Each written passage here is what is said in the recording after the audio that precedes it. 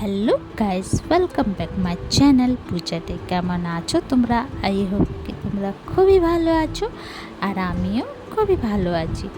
তা আমার husband office দিয়েই ফোন করলো কি আমি বেরোচ্ছি পূজা, একটু কিছু নাস্তা বানাও। তা আমি যেমনি বললো অমনি আমি চলে আসতাম রান্নাঘরে। তো এখানে দেখো বাসমতি চিড়ে নিয়ে নিলাম।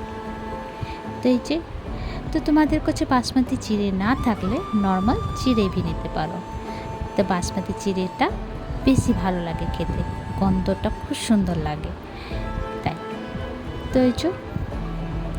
তো আমাদের 3 জনের মতন নিয়েছিলাম, তোমরা ওই হিসাব দিয়ে চিড়েটা নিও। তো চলো ভিডিওটা পুরোটা দেখো, স্কিপ করো না। এটার মধ্যে অনেক কিছু আছে যে তোমরা অনেক কিছু শিখতে পাবে। তো চলো স্টার্ট করি ভিডিওটা। তো এখানে প্রথমে আমি চিড়েটাকে ভালো করে ধুয়ে নেব, আর এখানে কড়াই আমি বসিয়ে দিচ্ছি। চিড়েটাকে ধুয়ে নিলাম, ভালো করে জল ঝরিয়ে নিলাম আর ভালো করে ফেলিয়ে দিলাম।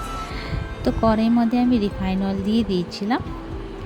রিফাইন অয়েল গরম হয়ে গেলে কিছুটা বাদাম আমি ফ্রাই করে নেব, রঙটা চেঞ্জ হয়ে গেলে নামিয়ে নেব।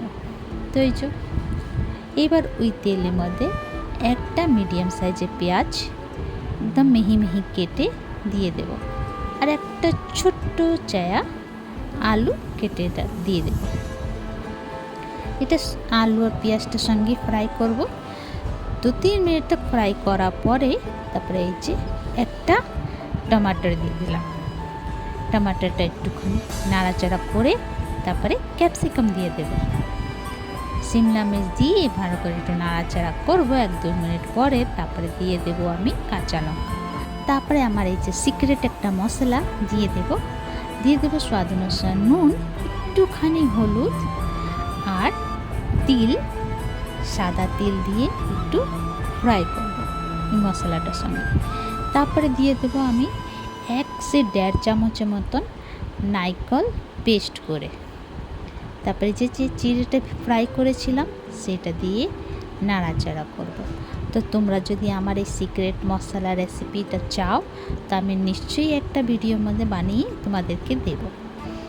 তো দেখো 3-4 মিনিট নাড়াচাড়া করলাম, তারপরে বাদামটা দিয়ে দেব, ভালো করে একটু ফ্রাই করে নেব সঙ্গে। তো তোমরা কমেন্ট করে জানিও তোমাদেরকে মশলা রেসিপিটা চাই কি না।